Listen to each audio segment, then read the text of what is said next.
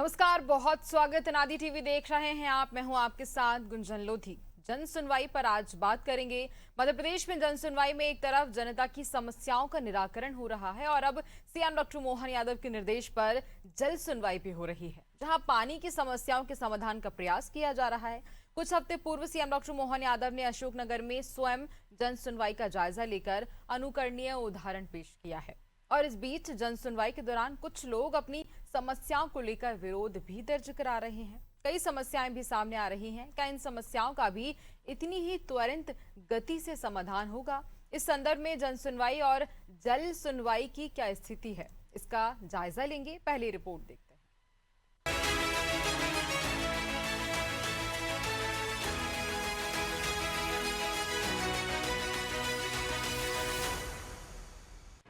मध्य प्रदेश में जन सुनवाई के दौरान हजारों समस्याओं का समाधान किया गया है।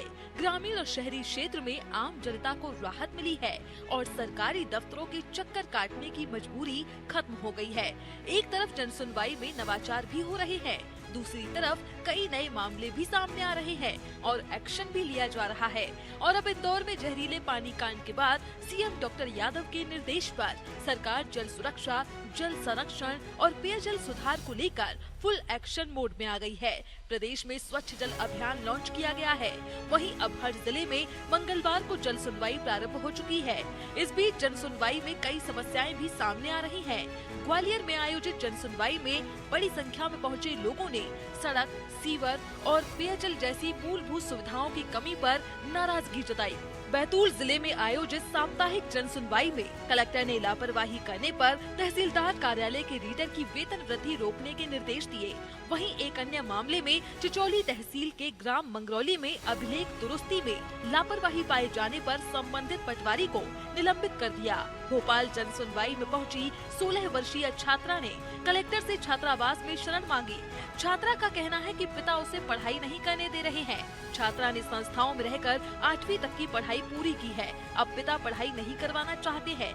एडीएम ने छात्रा की गुहार सुनकर मामला पुलिस व शिक्षा विभाग के अधिकारियों को सौंपा। सागर कलेक्ट्रेट में जन सुनवाई के दौरान दिल्ली से आई महिला ने खुद पर पेट्रोल डालकर आत्मदाह करने की कोशिश की। सुरक्षा कर्मियों ने तत्परता दिखाते हुए उससे बोतल छीन ली। महिला का आरोप है कि वह केंद्रीय जेल में बंद बेटे से मिलने के लिए आई थी, लेकिन उसे मिलने नहीं दिया गया। महिला ने कहा कि बेटे को जेल में जेल कर्मी धमका रहे हैं। बेटे के साथ अनहोनी की आशंका है। जन सुनवाई में मौजूद अधिकारियों ने मामले की जाँच कर उचित कार्रवाई का आश्वासन दिया है।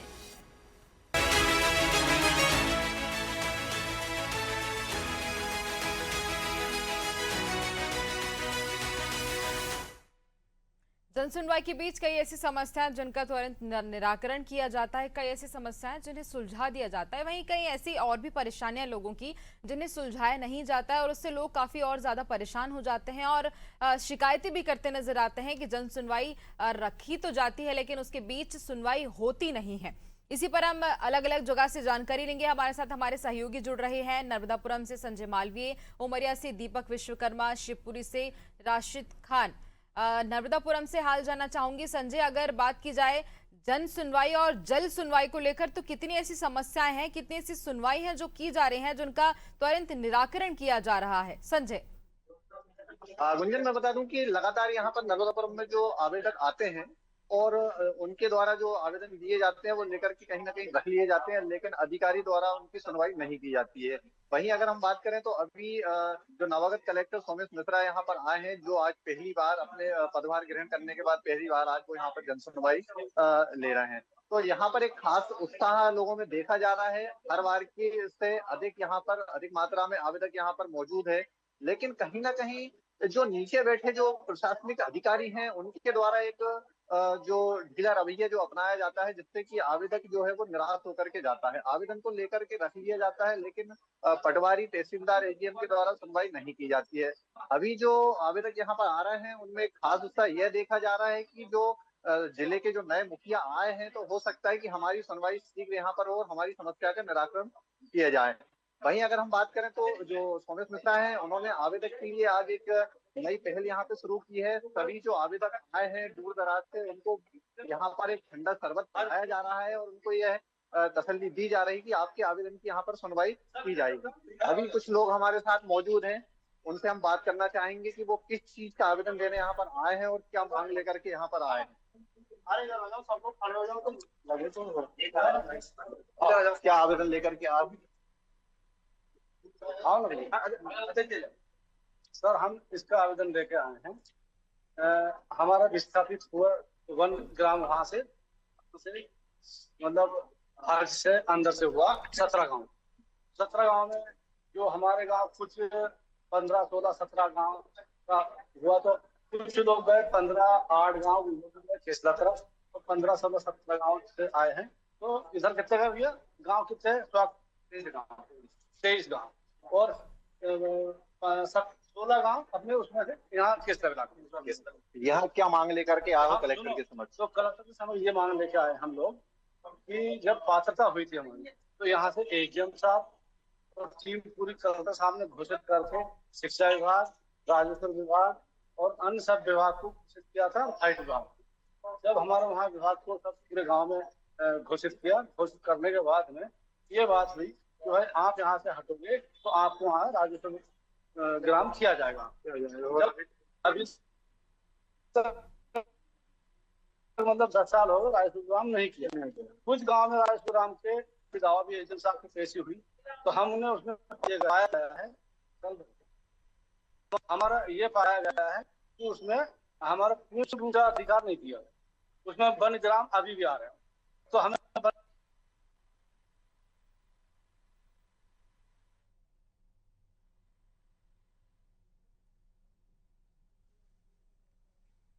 बिल्कुल संजय, और देखिए जो लोग पहुंच रहे हैं, लेकिन कुछ ऐसे लोग जो बहुत आशा के साथ जाते हैं इस सुनवाई के बीच कि उनकी समस्याओं का निराकरण होगा, लेकिन वह काफ़ी ज़्यादा परेशान होते हैं और उसके बाद फिर वापस आ जाते हैं। शिवपुरी से हमारे साथ राशिद खान जुड़े हैं। राशिद, अगर बात की जाए शिवपुरी की, तो वहां पर लोग पहुंच रहे हैं, ऐसी कौन सी समस्याएं जिनका निराकरण किया जा रहा है? जन सुनवाई की बात की जाए या जल्द सुनवाई, क्या सुनवाई हो रही है राशिद?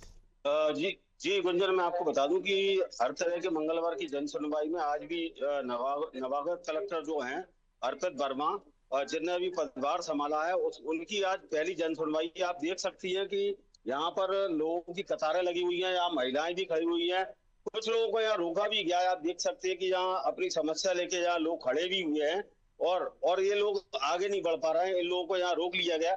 आइए अब इन लोगों से ही जानते हैं कि आखिर क्या अपनी समस्याएं लेके ये लोग आए हैं और इनकी क्या क्या समस्याएं। शिवपुरी में वैसे भी 42 डिग्री टेम्परेचर है और अगर बाहर देखा जाए, अभी हमने बाहर भी देखा था कि यहाँ पर जो वाटर कूलर लगा हुआ है उसके अंदर पानी की कोई व्यवस्था नहीं है और दूर दराज से लोग यहाँ पर आए हुए। आइए हम इनसे ही बात करते हैं, क्या समस्या लेके आए? क्या नाम है आपका? मेरा नाम पूरन सिंह चाचा। क्या समस्या लेके आए? मैं जी लाट के बारे में आऊँ।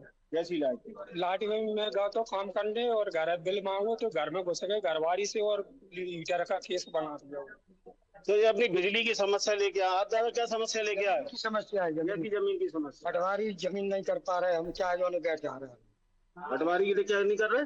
जमीन सीमांकन नहीं कर रहे। सीमांकन नहीं कर रहे। एक महिला भी यहाँ खड़ी हुई है, आप क्या समस्या लेके आई हैं यहाँ पे? आप क्या समस्या लेके आई हो? जगह है हमारी, पट्टा मिला था हमें ससुर के नाम, तो वो है ना वो दूसरे ने कब्जा कर लिया है यादव ने। तो इसकी सुनवाई नहीं हो रही? कहाँ से आई हो आप? बदरवास से। बदरवास से आई हो तो आप एसडीएम तहसीलदार किसी से पहले मिली? हाँ, कोई सुनवाई नहीं हुई? कोई सुनवाई नहीं हुई। 3 साल हो गए, 3 साल से परेशान है फिर के। तो आप देख सकते हैं कि एसडीएम और तहसीलदार से मिलने के बाद इनको कोई आश्वासन नहीं मिला। उसके बाद मजबूरी में जो करीब 50 किलोमीटर दूर से शिवपुरी जन सुनवाई में उपस्थित हुई हैं। आइए और भी हमारे साथ में, इनसे भी हम बात करते हैं। आप क्या समस्या लेके आए? सर मेरे लाडली बहना के पैसे थे जो आना बंद हो गए इसलिए। तो इनका सर मेरी 3 लड़कियां हैं और मैं विधवा हो चुकी हूँ सर। मैं यहाँ पे कम से कम 8-9 महीने से कर रही हूँ सर, मेरे कोई मदद भी नहीं कर रहा। पहले जो कलेक्टर साहब थे तो उन्होंने मेरे से 10,000 रुपए की मदद की थी, लेकिन सर मेरे पति ने हाथ में की तो उसमें मुझे संबल कार्ड का भी कोई लाभ नहीं मिला और मुझे कुछ भी मदद नहीं दे आ रही। यहाँ पे मैं यहाँ पे 9-8 कब से आप यहाँ आ रही हो शिकायत करने? तो यार 25 से 8वें महीने में यहाँ पे आई थी, जुलाई में। जब से मैं यहाँ की मतलब चक्कर लगाते जा रही हूँ।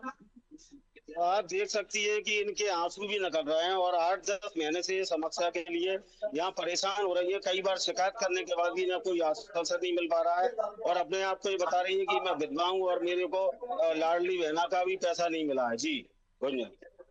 बिल्कुल राशिद, और देखिए लोग काफी परेशान हो रहे हैं, काफी आशा के साथ आते हैं लेकिन वही निराश होकर अपने घर लौटते हैं। बिल्कुल राशिद, अगर देखिए और भी आपके आसपास लोग मौजूद हैं, आप कोशिश कीजिए उनसे बातचीत हो सके या कोई ऐसे वहां पर लोग मिले जिनकी वाकई जो समस्या लेकर पहुंचे हैं और उनकी समस्या का निराकरण हुआ है। बिल्कुल राशिद, वापस लौटूंगे आपके पास। उमरिया से दीपक विश्वकर्मा हमारे साथ जुड़े हैं। दीपक, अगर उमरिया की बात की जाए तो क्या ऐसे लोग हैं वहां जिनकी समस्याओं का निराकरण वाकई हुआ है? जनसुनवाई के बीच उनकी जो परेशानियां हैं वो सुनी गई हैं?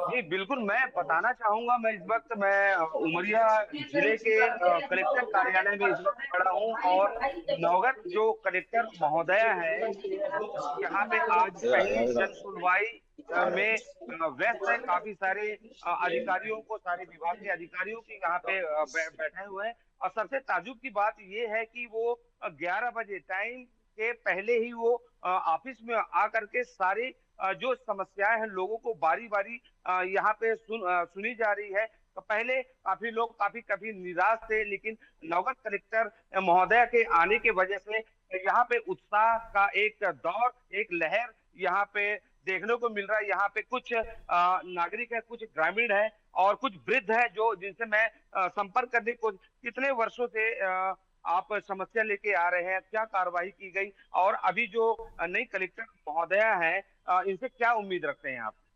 मैं तो यही उम्मीद रखता हूँ कि हम लोगों की समस्याएं, वरिष्ठ नागरिकों की, मेरे पास एक समस्या है जिसको हमने करकेली बैंक से संबंधित है, परिवार पेंशन से संबंधित है। शिक्षक की पत्नी है जो आज की तारीख में 92 हो चुकी है।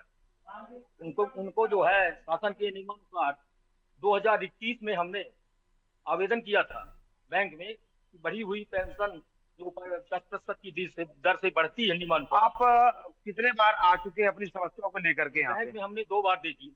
कलेक्टर कार्यालय में कितने बार आपने? कलेक्टर कार्यालय में पहली बार मैं आया हूँ क्योंकि आज वरिष्ठ नागरिक पेंशन एसोसिएशन की बैठक थी और मैं उसका सदस्य हूँ, इसलिए मैं अपनी मांगों को लेकर प्रांतीय स्तर की जो ज्ञापन देना था। क्या उम्मीद लग रहा है नई कलेक्टर आई हुई, क्या उम्मीद लग रहा है? वो पहली बार यहाँ हम लोगों के साक्षात्कार हो रहा है, उनसे उम्मीद है कि वो एक तो महिला भी है और ये महिला का दुख दर्द है तो निश्चित रूप से वो समझेगी कि एक महिला का दुख दर्द कैसे होता है। लोग काफी उत्साह है, लोगों को काफी विश्वास है कि यहाँ पे नवगत कलेक्टर महोदया यहाँ पे आई हुई है और कई सारे लोग पहले देखने को मिलता था कि यहाँ पे कलेक्टर कार्यालय के बाहर में यहाँ पे लोग आना छोड़ दिए थे, विश्वास लोगों का कम हो चुका था जन सुनवाई के दर में। लेकिन जब से नई कलेक्टर ने पदभार संभाला है और ये पहला दिन है, पहला मंगलवार है जन सुनवाई का और यहाँ पे भीड़, काफी सारी भीड़ देखने को मिल रही है। कई सारी भीड़ यहाँ पे अभी अंदर में भी है जो कि कलेक्टर महोदय बारी बारी से उनकी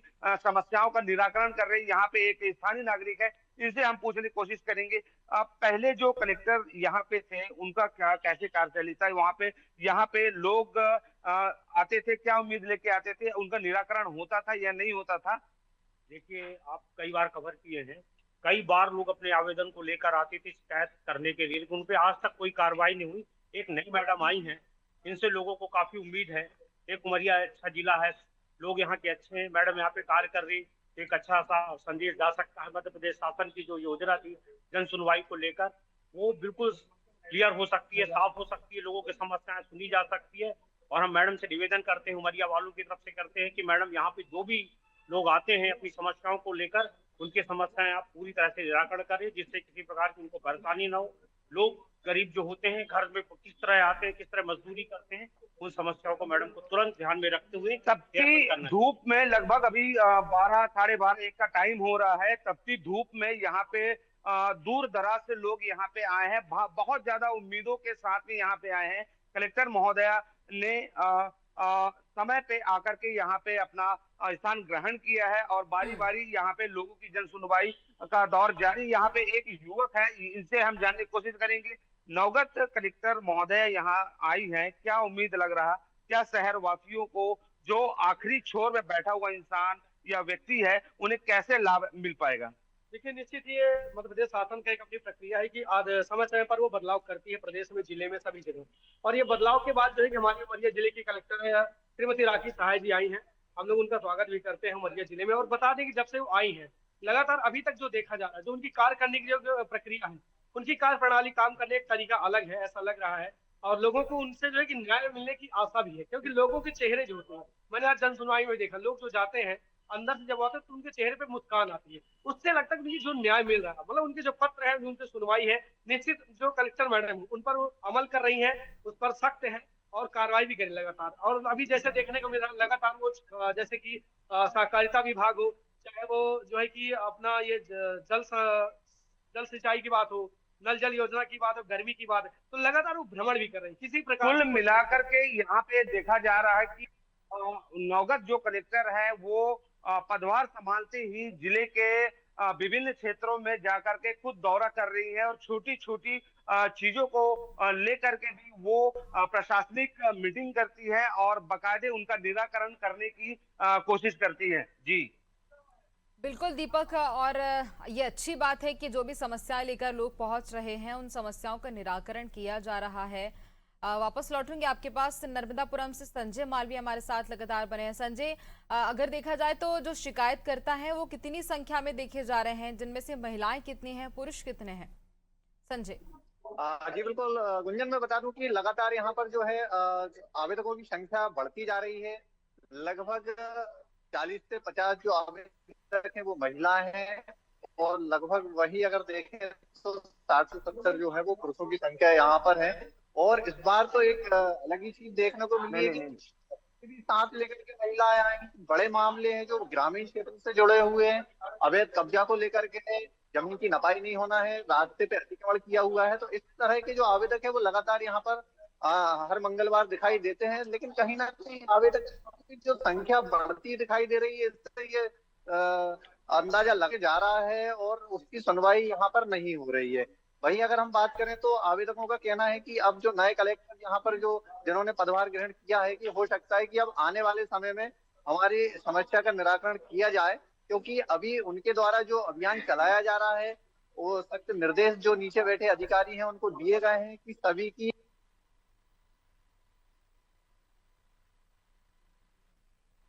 बिल्कुल बिल्कुल संजय, लोगों की मौजूदगी भी बड़ी संख्या में देखी जा रही है। वापस लौटूंगे आपके पास।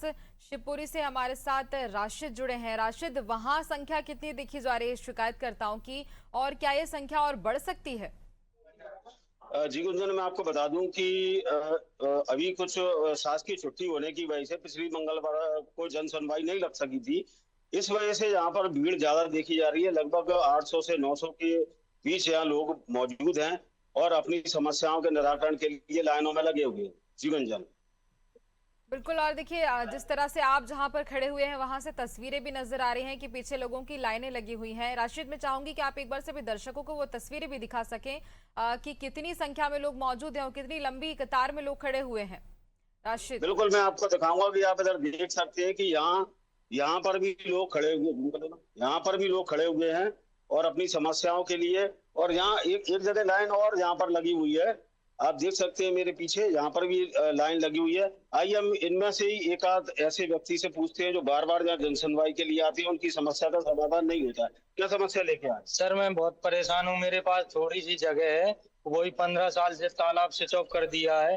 तो मतलब तहसीलदार के साहब के पास जाता हूँ तो बोलते हैं वो तो कलेक्टर साहब का आदेश था तो इसलिए बंद कर दिया। कितने बार आप जनसुनवाई में समस्या? 4-5 बार आ गया हूँ। 4-5 बार? हाँ जी। कोई समस्या का कोई समाधान नहीं है। तो इनका साफ तौर पर कहना है कि मैं 4-5 बार जनसुनवाई में आ चुका हूँ और मेरी कोई समस्या का समाधान नहीं हुआ है। और भी हमारे साथ हैं, आपके समस्या लेके आए?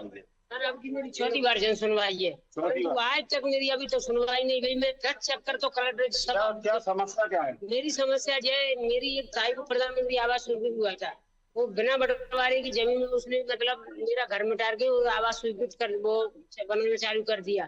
तो मैं एक अधिकारियों को चक्कर लगा लगा के थक गया। परंतु कहाँ से आया? मैं ग्राम राशन खेड़ी का रहने वाला हूँ, राशन खेड़ी से आया हूँ।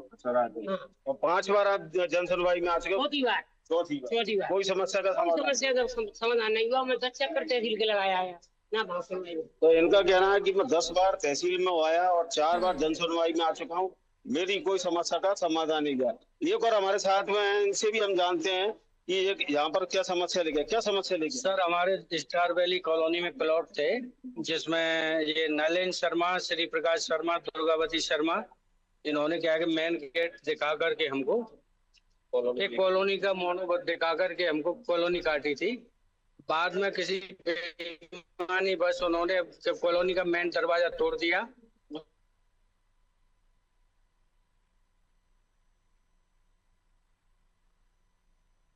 बिल्कुल राशिद, और देखिए इस तरह की और भी तमाम समस्याएं लोगों की हैं। आप बात करते रहिएगा, वापस लौटूंगी आपके पास। उमरिया से दीपक हमारे साथ बने। दीपक, अगर उमरिया की बात की जाए तो वहां संख्या कितनी देखी जा रही है लोगों की? कोशिश कीजिए किसी से बात हो सके। दीपक जी, मैं यहाँ पे बताना चाहूंगा, लगभग जो अभी जो शिकायत जो आई है, जो शिकायत है तकरीबन 57 के आसपास यहाँ पे शिकायत आई है और धीरे धीरे कलेक्टर महोदय उन शिकायतों पे गौर कर रही हैं। विभागीय जो भी समस्याएं हैं उन विभागों को, विभाग के अधिकारियों को यहाँ पे दिया जा रही है। यहाँ पे एक सज्जन है, मैं उनसे कोशिश करूंगा बात करने की कि यहाँ पे किस प्रकार की यहाँ पे लोग समस्या लेके यहाँ पे आए हुए हैं, क्या समस्या का निराकरण हो रहा है? तो भीषण गर्मी चल रही है, खेतों में काम चल रहा है, लगनहाई शादी वगैरह चल रही है। संख्या तो लोगों की वास्तव में कम चल रही है, लेकिन हकीकत ये है कि पहले से जो जन सुनवाई में लोग आते रहे उनको रिजल्ट नहीं मिलता रहा, उनकी समस्याएं का हल नहीं हुआ। अभी लगभग आप देख रहे हैं यहाँ पे काफी देर से है, लगभग अभी कितने लोग यहाँ पे आए होंगे पिछले बार की अपेक्षा? पिछली बार की अपेक्षा ज्यादा अंतर नहीं आया। वैसे 57 लोग आज आए हैं, इसके पहले जो है 50 के नीचे ही आंकड़ा रहता था, लेकिन पहली बार 50 पार किया।